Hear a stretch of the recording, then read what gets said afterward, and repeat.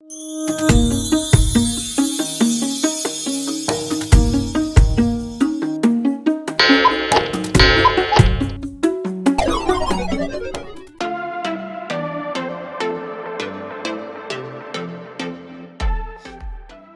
lease, $2,100. Average lease, $2,306. So we're back into the 2,100s as your average lease, and your average is less than 30 days on the market. And here we are, January, continued the perfect trend: 3,000, 26, 21, 2,000, 19, 16. That one little blip, then lower and then lower again. The selection, the rent demand is just astronomical. What do you think? Oh, it's unbelievable. It's very unbelievable. I don't, people really have to think twice about renting against buying. Well, but okay, so we what was it, last month we did the numbers on, I think, that my house, right? Because my floor plan just sold for $425,000. Okay, at that price with an FHA loan, the payment would actually be higher than the rent for my actual house. It goes right along with the 2,100 with your median rent right now, but compared to what my house is renting for high like teens, right? So let's call it like 1,900, 1,950, right around there. So I would actually spend right now, theoretically, about $150 more a month to buy my house than to rent it. Well, that's on a monthly basis, but when you look back at the history of equity increase in last year, we had a 28% increase. If you deduct 28% off of your monthly payments, that's going to be your actual payments. I love you, Fred. That was the best answer possible. That's the exact perfect realtor answer, and that's what I would expect. So thank you. Good job. That's awesome. Yeah, you're right. I purely dollar for dollar, it does cost more to rent, but that's exactly it. Does that mean somebody should rent instead of buy? No. That's only one perspective. So you nailed it. Hey, Ruth. Hey, good morning. Hi, Fred. Hi, Ruth. How are you today? Doing? I'm doing good. How are you? Oh, doing great. Thank you. Great. I forgot that today was a holiday, and so I didn't send out anything letting people know that we weren't going to have a meeting yesterday. And then I got tied up on a phone call this morning. So today's just kind of a thrown together kind of meeting. It was supposed to be the big stat update, but I think I'm going to hold off and just do a separate video for that. But we're talking about the rental market right now. Because look at that, $2,100 is the median lease again, and the average lease is $2,306. Average days on market less than 30 days, so 26 days on market. And the closed rental units has continued its trend of less closed units per month in the MLS, which, as we know, it's not because there's no activity. It's because there's no selection, because they're all gone. And as soon as they come up, they're gone. So literally, it's insane still. That's what we can say. So what do you think? Well, a couple of things, actually. I've started noticing all of the apartment, thrown up apartment buildings around everywhere. Do you think we're going to get to a point here in the Valley where we're overbuilt and rents will start coming down? That's a very loaded question, because inevitably, yes. But how soon do we think that's going to be with all the jobs and different things coming to Arizona and the shortage of housing? When are they going to catch up? I don't know. I don't know. And then what we were just talking about was the fact that, again, to purchase my house right now is more expensive barely than renting my house right now, right? According to the comps. So on the short, with the short glass, nearsighted view, dollar for dollar per month, it's less expensive to rent in some cases. But does that mean people should? No. You know, that's only looking at the dollar for dollar per month, not equity exactly. So that's what Fred was just talking about. Because, well, now let's jump into the sales side, because that's the perfect segue, because this is insane. Okay, so sales are down. And the big thing I wanted to point out was month over month. That's weird. Okay, because January and December are typically the slowest months. So typically we kind of creep up just a little bit January compared to. But I don't know if this year was just a kind of lackadaisical year, but year over year, they were down 4% for monthly sales. For us to be down into the 6,000s right now is pretty low. Yeah, really low. What are what are your explanations? Why do you think we were down so low for January? I think we're still coming out of the holidays because, you know, people were more able to celebrate this year and be with their families and stuff like that. But I think I'm starting to see that pick up, don't you think? To an extent, yeah, absolutely. Yeah. But what are your thoughts know. on taxes, home values in general? Do you think that this is the start of the slowdown? Well, I think availability and whether or not anyone can even afford to buy the home now. It's, you know, I have a client that I'm working with, and they're having a hard time finding something that they can afford. If you don't mind me asking, Fred, without getting, you know, too specific about your clients, what kind of monthly payment, or what is their driving factor? Are they paying cash for the house, or are they trying to keep their monthly payment to a certain spot? It's monthly payments. If you don't mind me, like in your example, because are these active adults that are on a fixed income? Yeah. Okay. What are they trying to keep it in? Yeah. You know, I think they're paying about $1,600 a month for the home that they're renting now. And the owner of the home wants to sell it, but the price that they're asking for takes the monthly figure way up. Yeah. So they want to purchase that house, but they can't afford it. Is that what you're saying? Yeah, that's kind of what they're telling me. You know, I just started working with them, so I don't know a lot of detail. See, that is one of the big reasons why, and I hate to say this, but hindsight is 2020. This is why people should buy a home and keep it. Years ago, you know, when's the best time to plant a tree? 50 years ago, 100 years ago, you know, what, put in there whatever you like. But when's the next best time? Today, because in 20, 30 years to not have that house payment, look what you'd be dealing with. You know what I mean? Yeah. Like, Ruth, high five again. Well, I mean, that's not the way we planned it, but that's kind of how it worked out. So, you know, it's been good for us, although we're still kind of toying around with the idea of kind of downsizing, you know, going into a condo where there's Mike just wants to be on the golf course. So, where there's no yard work. Our house has a lot of yard work. We have a big pool and it's older. So, you know, we got things that are going on, and most of the stuff Mike can do himself, but you know, it's the time thing, and he's not as quick as he used to be. So I'd move to Trilogy or Sun City Grand in a second. Yeah. Yeah. Or Westbrook. I mean, I like Westbrook because it's a little beautiful. It's a little closer in, you know, it's a little closer in.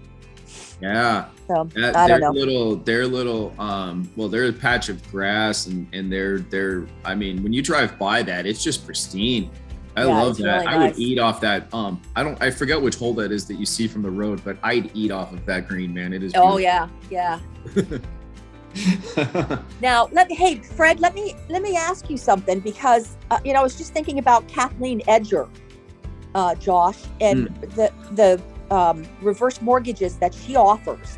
Yep. And now they do offer a reverse mortgage for home purchase. It used to be you had to own your own home, and then you could do a reverse mortgage. But now you can use a reverse mortgage for purchasing a home. So, Fred, maybe that's a thought for them. Maybe that's something that would work for them. And they would only need maybe 60% total down probably. So between wherever they could be at, I mean, How does that not work? even 60% down. They would possibly need to finance reverse mortgage that, depending on what it is. That could be a wonderful option. It could be.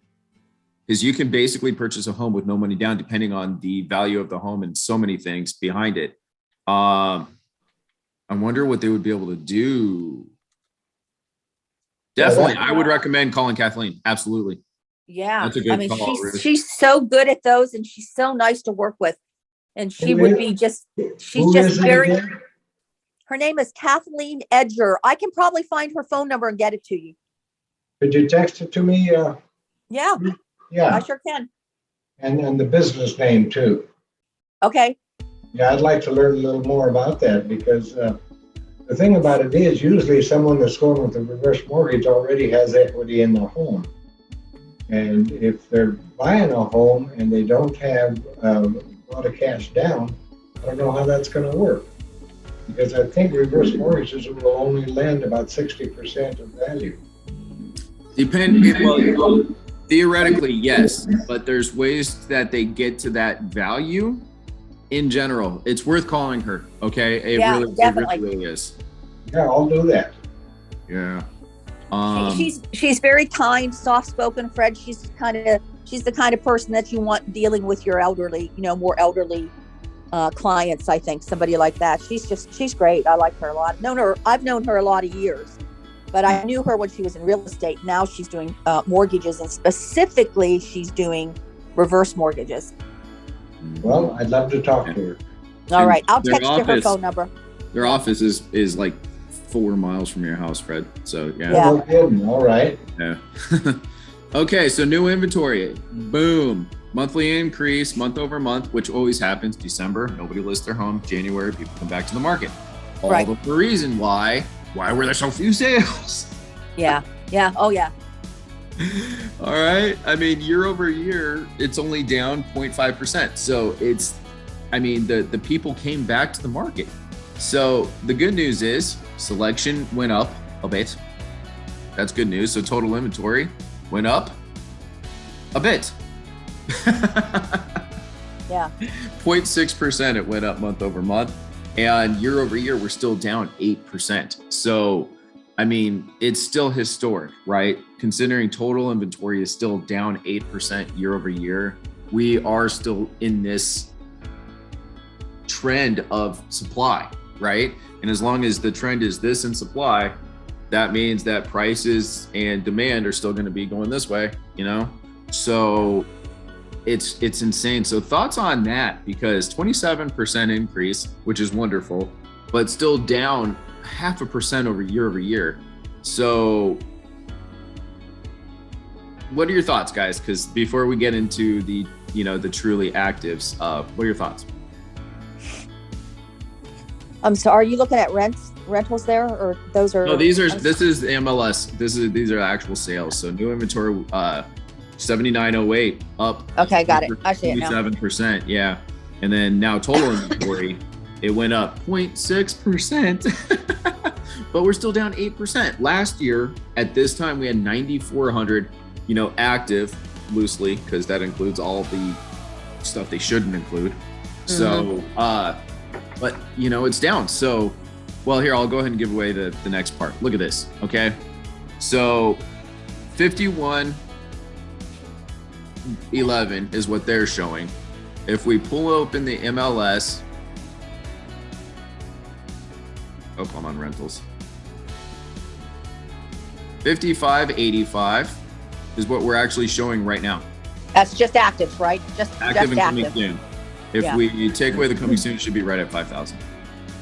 Oh, 4877. Wow.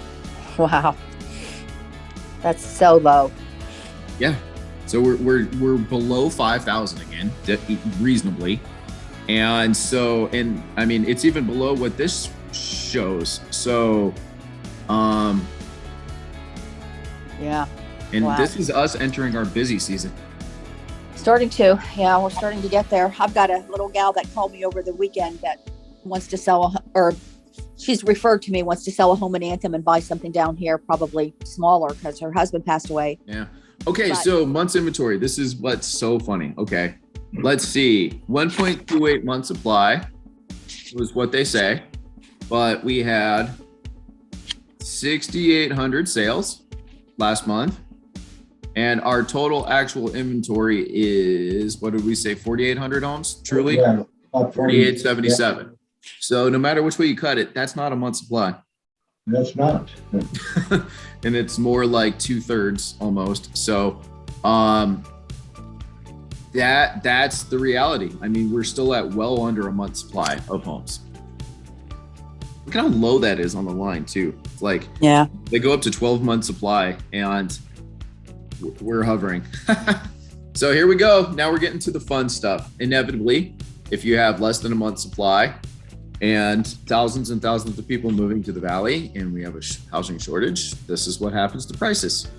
So new list price, year over year, 29.4%. Wow, that's up about a point, isn't it, from our last reference? I don't recall it ever being in the 450s. I might be mistaken. No, the 29. We had 28 our last meeting. Oh, yes. Yeah, I believe it is. And what's crazy is that when you look at this line, median list price last year, look at this, 347. It's one thing to see 29.4%, but when you put it in perspective, we went from 347 to 450 in 1 year, guys. Yeah. That's over $100,000 if people bought a home last year. Yeah. That's crazy. That's amazing. Anyway, let's keep going. So sales price, this is what we truly care about. So prediction here, if the list price is 450, what do you think the actual sales price is? And that kind of gives a little hint. 535, 596. That's why we don't use averages. Yeah.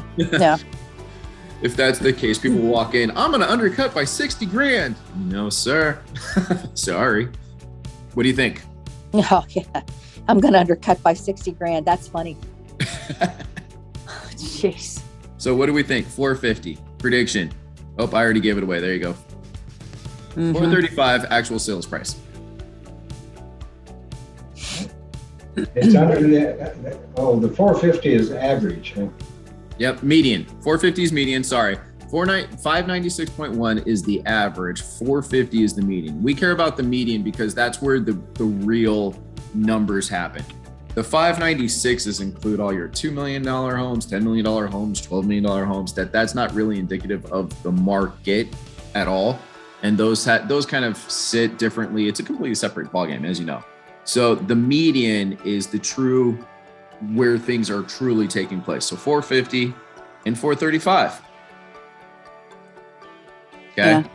Now are these reports, Josh, for the whole valley? It's armless as a whole, so this technically is Maricopa County. If you really Maricopa, yeah. Maricopa County. Okay, so it's not just our MLS; it's every MLS in the valley. Phoenix.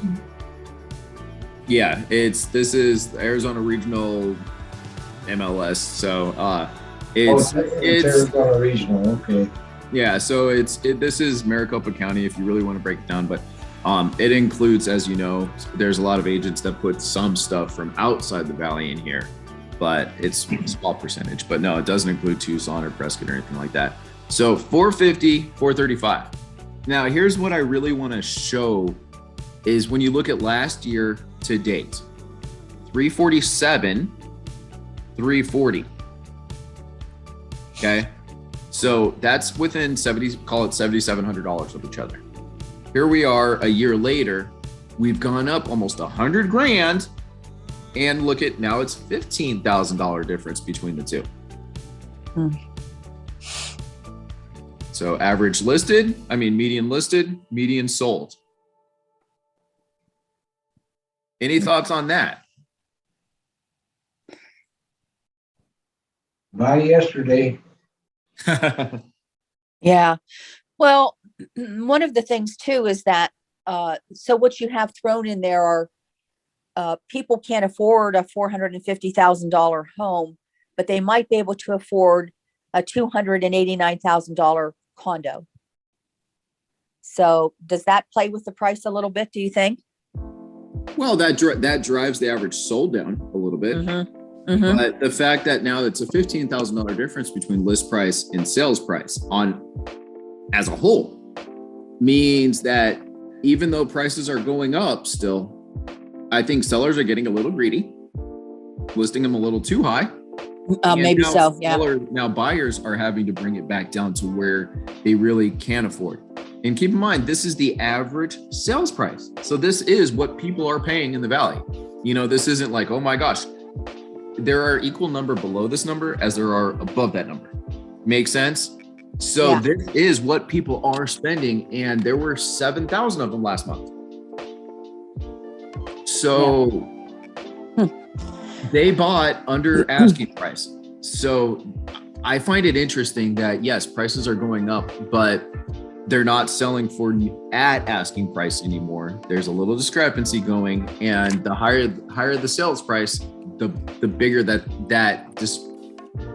gap is going to get, in my opinion.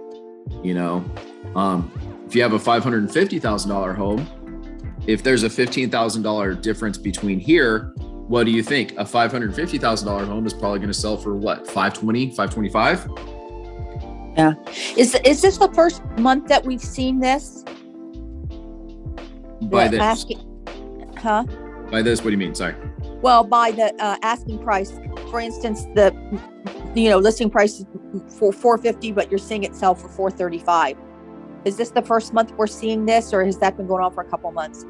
I think it's been going up steadily. The difference between the two, I think it's been going up, but we really didn't catch on because you don't catch on to your kids growing every day. You know what I mean?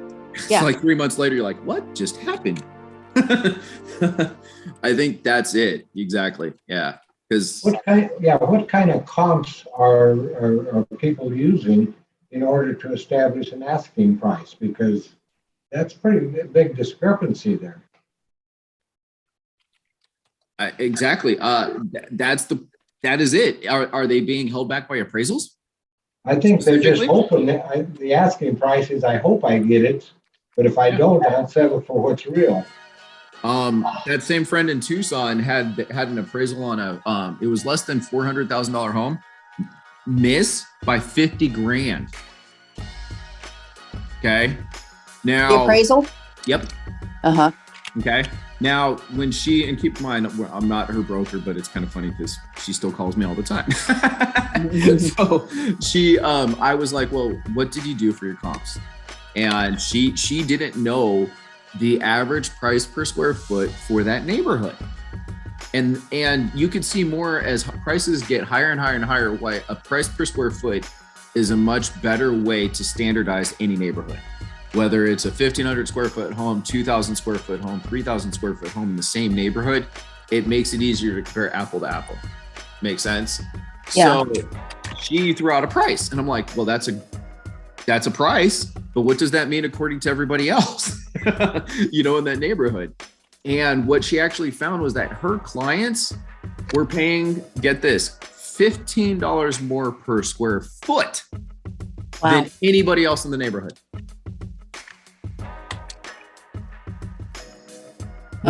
Wow. Do you think at a $400,000 price point, of course, an appraiser's not going to let that freaking fly? $15 per square foot. So when we actually compared apple to apple, removed how much her clients truly overpaid for the home, it actually didn't appraise by about $30,000, truly speaking. Because her clients blatantly overpaid by about 20 grand. Wow. Well, kind of hard to build equity that way. What's that? I think some of them felt lucky that they just found that they were even able to get a place. You know what I'm saying?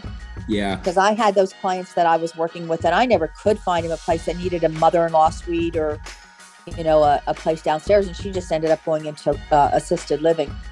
Yeah. Well, that house kind of proves what I was saying on a couple different levels. Number one, how ridiculous were those sellers when they threw out that price? Right. You know, it just so happened that this was a smaller home in a nicer neighborhood. So that's why they got away with it without it sticking out like a sore thumb as being overpriced. Yeah. Right. So that being said, the sellers were ridiculous. Why on earth would you list it for 50 grand over what freaking every other home's going for? That's dumb. Number one. Number two, the buyers, you nailed it. They were happy to get a home. They knew the appraisal was going to come back at whatever it was going to come back. Right. But unfortunately, and the agent and I talked about it, that she kind of let them down a little bit because she should have done comps a couple different ways to make sure that what they were going to offer was truly within reason, you know, because it fell apart. 50 grand was too much. The sellers had too high of an expectation, and the appraiser did come in low. But if it was at, let's say if it was at $30,000, they probably, I can't say they would have still made a deal, but $30,000 is easier to come to a resolution on than 50. Yeah. Wow. Yeah. Well, and plus then the realtors are telling them, hey, you know, we can get you $50,000 more. You see those advertisements, you know, that 72 hours or whatever that guy's name is. Yeah, we got $100,000 more than what we had our house listed for. So, you know, people see that and they think that that's the norm. Yep. Well, you saw freaking what was that the company all over the were they all over the Super Bowl? The 42 sold or whatever it's called. 72 sold. 72 sold, yeah. Yeah, that's the one I'm talking about. Yeah. Yep. So and you can live in it for free. You can live in it for 6 months, and you know all that stuff that they're offering. I don't know. Yeah, I get calls every day. I think. Do you have any listings that haven't been posted yet? You know. Yeah, I do too, Fred. Yeah. Yep. Yeah, Josh. Yeah. You said that figure the price per square foot for an area would be a good way to come up with a listing price. What about added value? Don't you take that into consideration? You have to look at the home and the individual, if it's been updated and a lot of well, that's your starting point. Exactly. So like when you find the average price per square foot for the neighborhood, that's where you can start your baseline, right? If it's a huge home, you're probably going to go down price per square foot because not as many people are looking for a 4,000 square foot home. Right. On the flip side, on the small home, you know, those definitely go up price per square foot. Very rarely is the smallest home the best value in the neighborhood. It's going to be the cheapest home probably, but it's not going to be the best value. You know what I mean?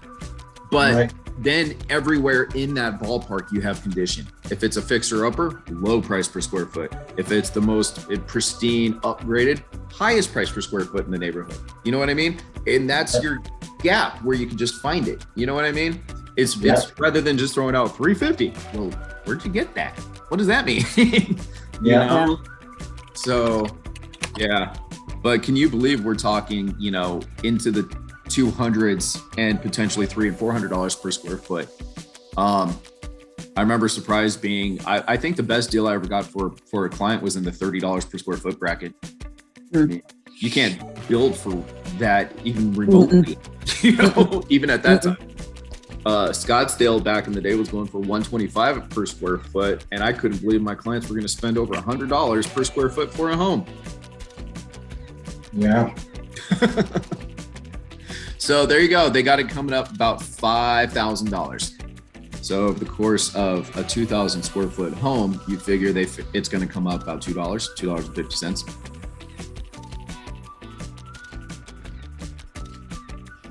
So they say it's going to come up. The forecast for January is an increase, huh? Yep. They're flooding it. It's not going to go anywhere, guys. As long as the people are coming to the valley, the jobs are coming to the valley, it's not going to stop anytime soon. It's just not. Look at this. Okay, so month over month showed a percent increase. I think that happens because of December. Don't they like put like a moratorium or something on December not evictions, but foreclosures typically? Yeah, I think. Yeah. And in a lot of the evictions they do as well. Yeah. So I think that's why it shows a slight increase for January, between January and December. But year over year, we're still down. 5 million people, 735 distressed properties. That's not sold. That's distressed properties just in general. Yeah. Right. So here you go. Sales. Here's the actual sales part. 10. Yeah. Yeah, there's very, very few. The higher, it's so hard for homes to be bought now. People are finding ways to rectify their distressed area. Their distressed homes. Well, what's so silly is in a place as big as Maricopa County, that's one sale every 3 days. Yeah. That's amazing. Talk about a prosperous time for humans just in general. Think about that fact. There's millions of people here in the valley, and that's how many are getting foreclosed on today. That's beautiful. Seriously, people are not losing their homes. No, Yeah. but there's no reason to. Yeah. And it talks about our great economy here in the valley too. Mm-hmm. Exactly. So here's the weird anomaly. Year over year, down 9 days, but month over month, up by 1. Yeah. Average days on the market. Wonder what that was in the fall of last year. Well, fall of last year, I don't know, but we're still down. It's So month over month, up by 1. December to January, that doesn't make sense, but at the same time, we're year over year, we're way down. So I don't know. That's a weird anomaly this year. Why we had that weird bump here. New inventory. What was it?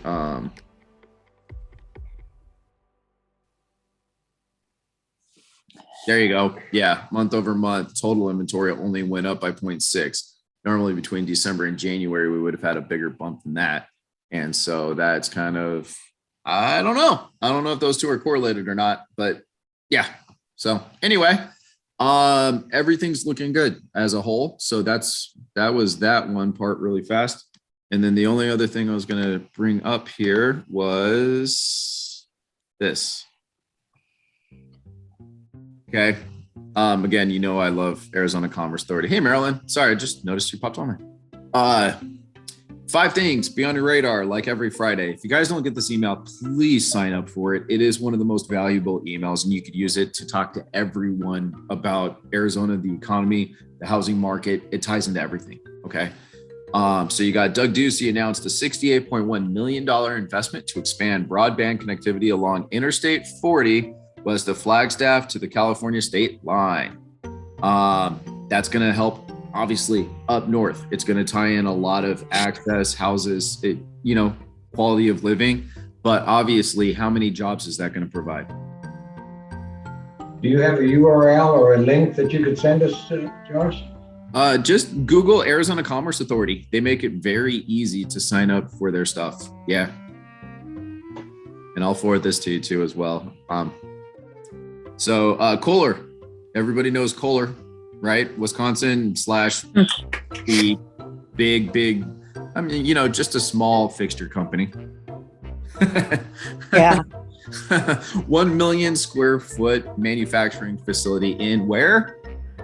Casa Grande. Of course. Yeah. I'm telling you, Eloy, Casa Grande, Maricopa, Florence, it's exploding. It's unbelievable. 400 new full-time jobs. Okay, 400 new full-time jobs means how many houses, and those houses themselves have how many people in them. Mm-hmm. Okay. Eloy is ugly. It's growing. I know it is. I know. It's ugly. The latest Arizona article spotlights Arizona Grown Chief Science Officer Program. Partnership between SciTech Institute, ACA, and Arizona Technology Council. Sorry, I can't read. The CSO program serves as a model transformation STEM ecosystem. And as you know, Arizona is turning into one of the top technological engineering places in the country. And so that's the significance of this one, because this is our future right here. Kind of makes sense. So Phoenix Metro had the 6th highest total investment volume in the country last year. Okay, right, 6th highest in the country. I mean, rivaling California, New York. I mean, Texas is huge, etc. According to CBRE, how much money? $30 billion. $30 billion. All right, that's up 137%. That's a lot of moolah. Yeah. It's insane. And then Did you see all the big plans and drawings for Paradise Valley, where the mall used to be? No, I have not seen that. Uh-huh. I'm so sad and excited about that. Yeah. Well, that's going to happen at Metro Center too. Soon, eventually. Mm-hmm. Yeah. My mom used to work at the Cigna right off of 40th Street, and was it Thunderbird? I think it was. And my dad and I used to go visit her, and we'd always meet and have lunch, there outside the PV food court right there. Uh-huh. Yeah. And then when my dad and I kind of had our falling out, one of our first events that we did to kind of come back together was play mini golf at that indoor mini golf place that they had there. I remember. Yep. Uh-huh. Mm-hmm. So I'm excited to see the growth, but to see that empty space. Ooh. Yeah. The Panera that was in there, it used to be Paradise Bakery. That was my daughter's store. Wasn't that the original? Uh-huh. Yep. One of the original Paradise Bakeries. Mm-hmm. Yeah. So last but not least, Venture Madness 2022 presented by Invest Southwest in partnership with the ACA will host its 30th anniversary pitch competition at the hotel, etc. Basically, look at how much money that little thing has brought in since it started. Over $1 billion in capital funding since it started. $1 billion in 30 years is pretty darn good.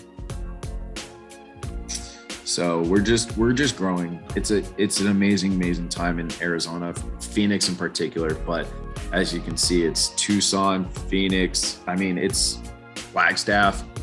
We're exploding. It's amazing. What do you guys think? It's really almost unreal. Yeah. Yeah. So anyway, yeah, I'm glad we ended up getting through it. What was that? I said it's crazy. You can't even hardly get your mind wrapped around it. Yeah. And we're dealing with numbers that people we have a hard time fathoming. You know what I mean? Some towns, for example, let's take Pierce Sunsites. That whole community has less than 3,000 people. Okay. Yeah. 3,000 people, Ruth, is smaller than your neighborhood. Yeah, that's exactly right. Okay. Now, how big is your neighborhood in the relationship to the Phoenix area as a whole? Yeah. It's a drop in the bucket.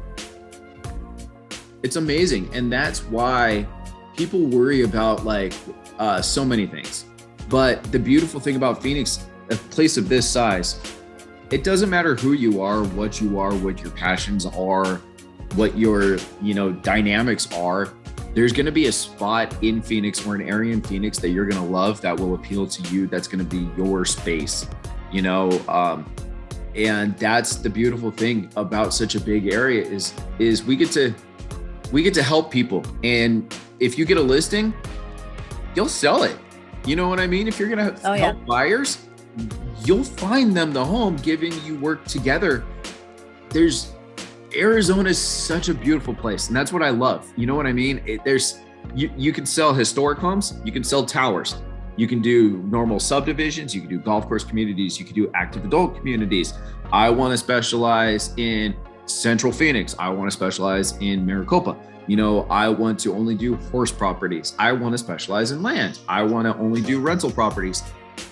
There's enough people in Phoenix that you can make a beautiful career out of any of those. Yeah. Oh yeah, for sure.